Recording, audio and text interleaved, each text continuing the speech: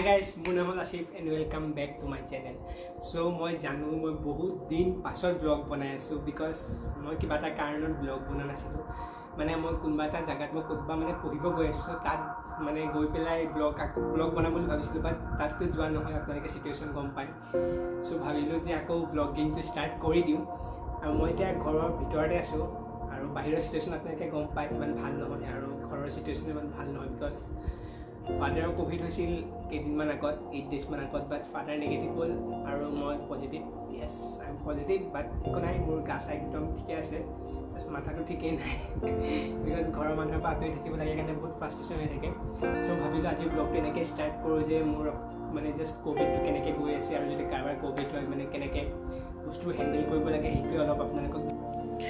চ' এইটোৱে মোৰ ৰুম হয় মই ইয়াতে থাকোঁ টিভি আছে বাট টিভি চিভি চোৱা নহয় বিকজ গোটেই দিন মোবাইলে টিপি থাকোঁ আৰু ৰুমটো অলপ লেতেৰা হৈ আছে চ' এইটো ইমান হেৰি নকৰিব আৰু এইটো চাওক এইটো বহুত বেছি দৰকাৰী হয় আমাৰ নিচিনা ল'ৰাৰ কাৰণে বিকজ গোটেই দিন ফোনে টিপি থাকোঁ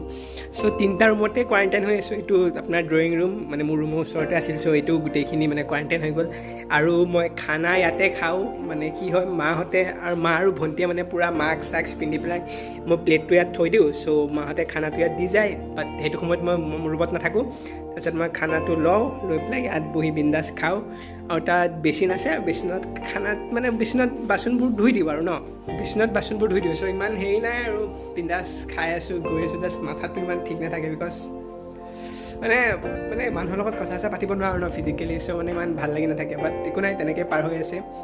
আৰু আপোনালোকক আৰু এটা কথা ক'ব আছিল যে আপোনালোকে মাস্কটো পিন্ধি থাকিব বিকজ কি জানে আগতে মই ভাবিছিলোঁ যে মাস্ক পিন্ধি কি লাভ নো আমাৰ যদি গাটোতো ফিজিকেলি টাচ হৈ আছে তো মাস্ক পিন্ধিলে কি ছেফটি দিব বাট দিয়ে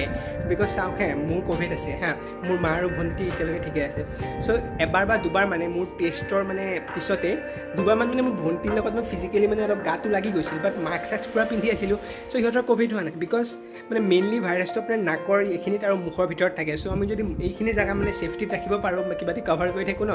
তেন মানে ফটককৈ ক'ভিড নহয় যদিও মানে তেতিয়া ফটককৈ ক'ভিড নহয় বিকজ যদিও মানে ফিজিকেলি টাচ হৈছোঁ বাট ষ্টিল আমি মানে মেইনলি ফেচটো মানে আমি কভাৰ কৰি আছিলোঁ চ' হোৱা নাই চ' যিমান পাৰে মাস্ক পিন্ধি থাকিব আৰু বাহিৰততো নোলাবই বুজিছে মানে এইটো যেতিয়ালৈকে নিজৰ নহয় ন তেতিয়ালৈকে বিলিভ নহয় যে আমাৰ হ'ব পাৰে বুলি চ' আপোনালোকে চালে যি পাৰিলোঁ অলপ দেখুৱালোঁ মানে মেইন কেছ কি জানে বহুতে কয় যে ভেকচিন লোৱাৰ পিছতো ক'ভিড হয় ভেকচিন লোৱাৰ পিছত ক'ভিড হ'ব পাৰে কিন্তু মই মানে এটা ড'জ লৈ থৈছোঁ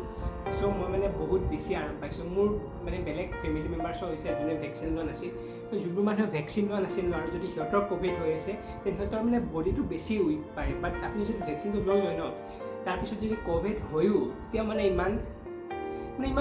ইমান বেছি মানে প্ৰব্লেম নাপায় আৰু বুজিছে চ' মোৰ ফাদাৰ হৈছিল চ' ফাদাৰো এটা ভেকচিন লোৱা আছিল চ' ইমান বেছি প্ৰব্লেম পোৱা নাই চ' টাইমত এণ্টিবায়'টিক ঔষধ দি আছোঁ চ' এতিয়াতো ক'ব গ'লে ঠিকেই হৈ গ'ল নিগেটিভ হ'ল আৰু মোৰো তেনেকৈ একো মেজৰ প্ৰব্লেম নাই জাষ্ট কাহটো আৰু গাৰ্ভি হৈছে বাট যদি মই মানে ভেকচিন নল'লোঁ হয় ন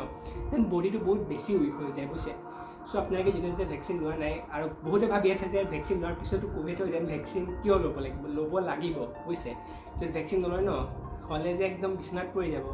চ' যিমান পাৰে মানে যিমান জল্দি পাৰে ভেকচিনটো লওক